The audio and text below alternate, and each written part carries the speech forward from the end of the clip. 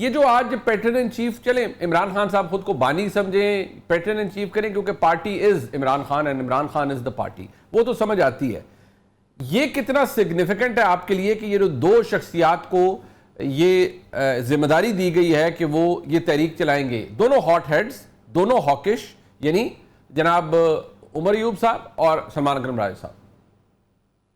मेरे ख्याल में ऑन पर्पस दिया गया है। ऑब्वियसली वो ये चाहते हैं कि हुकूमत के ऊपर दबाव पड़े, और ये दोनों शख्सियात ऐसी हैं कि इनके हवाले से हुकूमत का भी ये तासुर है कि ये जिस किस्म की बात करते हैं ये कॉम्प्रोमाइज नहीं करेंगे। कुछ हल्के ऐसे हैं with in the Pakistan Tehreek Insaf जिनसे बात हो सकती है, जिनके साथ एंगेजमेंट हो रही है, जिनकी हुकूमत वाले भी बड़ी तारीफ करते हैं। इन दोनों से अक्सर नाला रहते हैं। आपको पता है कि उमर अयूब खान साहब के खिलाफ एक रेफरेंस भी आया हुआ है, इलेक्शन कमीशन के अंदर भी उनका मामला चल रहा है। अब इलेक्शन कमीशन अगर उनको फारिग करता है या वहां से वो फारिग होते हैं तो वो मजीद हॉकिश हो जाएंगे। इसी तरीके से अगर एमएनएज मजीद फारिग होते हैं वो मजीद हॉकिश हो जाएंगे। तो मेरे ख्याल में एक डिलिबरेट इमरान खान साहब की तरफ से फैसला है। और दूसरा, फिर गवर्नेंस को एहतजाज से अलहदा करने वाली बात उन्होंने अली अमीन साहब को भी अलहदा कर दिया। प्रैक्टिकली कहा है कि आप गवर्नेंस के मामलात को देखें और एहतजाज के मामलात को सलमान अकरम राजा साहब और गौरव अयूब साहब देखेंगे। तो मेरे ख्याल में एक सिग्निफिकेंट मूव है, और ये वो जो हॉकिश एलिमेंट है उसको सामने लाया गया है। और ये एक मैसेज दिया गया है कि पहले जो बैकडोर राब्ते थे उनसे शायद खातर ख्वाह कोई चीज वो हासिल नहीं कर सके, तो अब ये दूसरी स्ट्रेटेजी मुझे नजर आ रही है। ये हसन अयूब साहब, क्या हम ये समझें कि अली अमीन गंडापुर साहब पर अदम एतमाद है इमरान खान साहब का, या जो अली अमीन गंडापुर साहब की काविशें थी वो कामयाब नहीं हुई इसलिए इमरान खान साहब ने उन्हें सिर्फ सूबे के मामलात पर फोकस रहने के लिए कहा है? दूसरी बात ये कि जो बातें जनाब गौहर खान साहब फरमाते हैं वो मुतवाज़न शख्सियत के मालिक हैं, बहुत सी बातें भी होती हैं उनसे, बहुत से लोग उनसे भी राब्ते रखते हैं। क्या हम ये समझें कि ये मैसेज है इमरान खान साहब की जानिब से कि अब मैं ना किसी से बात करना चाहता हूं, ना मेरे पास कोई पैगाम लेके आए? फाइनली जो हम सवाल करते थे कि क्या पिछले 3 सालों में, 2-2.5 सालों में इमरान खान साहब ने एक दफ़ा भी ये मैसेज दिया है कि भाई मुझसे कोई बात करने ना आए, मैं एस्टैब्लिशमेंट से कोई बात नहीं करूंगा? तो क्या हम ये कह सकते हैं फाइनली उन्होंने अपना जाहिर कर दिया इस जेस्चर से कि मेरी अब ये तहरीक चलेगी और वो ये जो हॉकिश मेरे लीडर्स हैं वो चलाएंगे? बहुत शुक्रिया मुनी फारूक साहब। देखें, उन्होंने अपनी फाइनल कॉल जो दे चुके हैं वो इसको एग्जॉस्ट कर चुके हैं। ये फाइनल जो अपना उनके हाथ में एक पत्ता होता है सियासतदान के हाथ में सड़कों के ऊपर आने का, वो मुतअद्दिद बार ऑलरेडी एग्जॉस्ट कर चुके हैं। अब मजीद उनके कहने के ऊपर जो अवामी तहरीक चलती हुई दिखाई नहीं दे रही। सो लिहाजा जो आप और मैं बात डिस्कस कर रहे हैं उनके बयान आ गया, इसके ऊपर टॉक शोज तो हो जाएंगे, लेकिन ऑन ग्राउंड क्या कोई ऐसी तहरीक चल सकती है? जवाब है नहीं। और क्या आप ये देख लें कि खैबर पख्तूनख्वा में अगर उन्होंने तहरीक चलानी है अपनी हुकूमत के खिलाफ तो 100 मरतबा चलाएं, लेकिन बाकी अगर इसको माइनस कर दिया जाए खैबर पख्तूनख्वा को तो कहाँ तहरीक चलेगी और कहाँ पर वो तहरीक चला सकते हैं? बुनियादी बात देखने वाली ये है कि क्या इमरान खान साहब इररेलेवेंट हो चुके हैं? तो जवाब है जी हाँ, वो कंप्लीटली इररेलेवेंट हो चुके हैं मौजूदा जो सियासी माहौल के अंदर।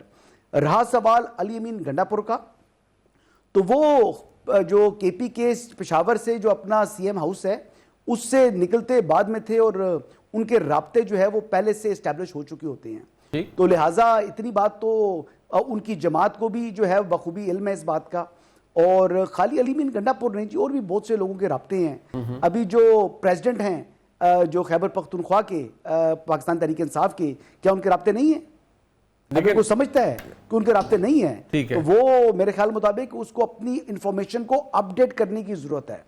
और दूसरी बात, क्या राब्ते होने चाहिए, क्या राब्ता होना गलत बात है? मेरे जवाब है नहीं, क्योंकि वो बेसिकली रुकने कौमी असम्बली भी हैं, वो जो है चेयरमैन पब्लिक अकाउंट कमेटी भी हैं, और पॉलिटिशियंस का और बेसिकली सिक्योरिटी इदारों का आपस में रवाबित होते हैं, ताल्लुकात भी होते हैं, बातचीत भी होती है, एक वर्किंग रिलेशन होता है। लेकिन क्या वो इसको सक्सेसफुली जो है इस एहतजाजी तहरीक को इस हद तक सक्सेसफुल बना सकते हैं जिसके बाद हुकूमत के लिए मुश्किलात खड़ी हो सकती हैं? तो जवाब है बिल्कुल भी नहीं। और मैं आपको एक खबर दूं, एक चीज तो मैं आपको बता दूं कि बहुत से पंछी जो कि हैवी वेट्स हैं वो मुंतजर हैं कि कहीं से उनको जो है वो दरवाजा क्या कहते हैं, खिड़की खुली मिले तो वो जनाब छलांग लगा दें। अच्छा। तो पाकिस्तान तहरीक इंसाफ को खैराबाद कहने वालों के लिए मतलब बहुत से लोग मुंतजर मौजूद हैं इस वक्त, और वो हैवी वेट्स हैं। नहीं, वो बट एक लाइट बात वेट है हसन लीडर अयूब वेट साहब, नहीं है। माजी में देखें जो लोग इमरान खान साहब को जो छोड़ते हैं उनका तो सियासी तौर पर बड़े डैमेज होते हैं वो लोग। और इमरान खान साहब के बारे में अगर हम ये कहें कि जी वो उनका बिल्कुल खत्म हो गए, वोट बैंक भी खत्म, ऐसा तो नहीं है। अभी समड़ियाल में इलेक्शन हुआ, ठीक है 38,000 की लीड से PMLN जीती है, लेकिन ऐसा तो नहीं है कि इमरान खान साहब का वोट ही खत्म हो गया हो, कि लोगों ने बिल्कुल राइट ऑफ कर दिया गया हो, ऐसा तो नहीं है।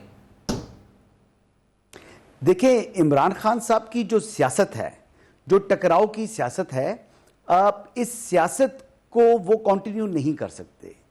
उनकी जिंदगी बड़ी परेशान है, वो लोग बहुत ज्यादा जो है उकता चुके हैं, और वो अब यानी कोई रास्ते तलाश कर रहे हैं कि किसी तरीके से उनको कहीं पर मौका मिले और वहां से जो है वो अपनी जो है वो नई जो है वो सिमत का तयन कर सकें। पहली बात, इमरान खान साहब को खैराबाद करने के बाद की बात कर रहा हूँ। दूसरी बात जी, जो जिक्र कर रहे थे अतर काजमी साहब, बड़े ही मतलब कहते हैं ना खूबसूरत अल्फाज का चुनाव था।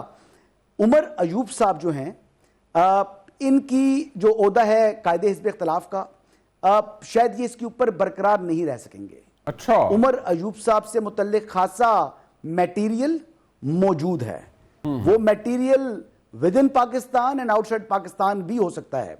और बहुत सी ऐसी चीजें हैं जो कि मैं इस वक्त कह नहीं सकता, जो मेरे इल्म में है, बट मैं इस वक्त कायदे हिज़्ब इख्तिलाफ उमर अयूब खान साहब से मुतल्लिक यही कहूंगा कि उनको बेचैन आने वाले दिनों में मैं देख रहा हूं। वैसे क्या किस्मत है बैरिस्टर अकील मलिक साहब वज़ीर मुमलिकत हैं बराए कानून व इंसाफ, कितने ताकतवर इनकी हुकूमत है, चेहरे पे उनके इत्मीनान है हमारे भाई, लेकिन चेहरे पे उनके जो इत्मीनान है कि लीडर ऑफ द ऑपोजिशन फारग हो रहे हैं, नए नए रेफरेंस आ रहे हैं। हमने पता लगा था कि उनका इलेक्शन डिस्प्यूट है, उस चक्कर में कोई मामला दोबारा हलचल हो रहा है, पता लगा है अब तो उनका asset miss declaration of asset के ऊपर कोई नया काम निकल आया है, और पता ही नहीं चला। स्पीकर साहब के पास आया है, स्पीकर साहब ने भी उसे ईद की छुट्टियों से पहले ही कहा यार ये भेजो इलेक्शन कमीशन के पास, तो कमाल फुर्ती है हर तरफ।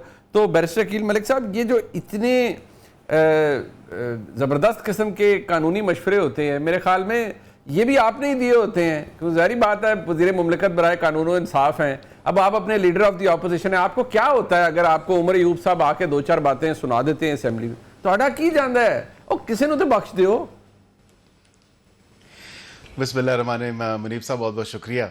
मैं बिल्कुल आपके दीगर पार्टिसिपेंट्स उनकी थोड़ी बहुत जो गुफ्तगू मैंने सुनी उस पर तो मैं खैर अलबत्ता बाद में आता हूँ, कुछ हद तक इत्तेफाक भी करता हूँ उनकी पेशन गोइयों से, उनकी जो बातों से, बिलखुसूस हसन अयूब साहब ने जो बात की।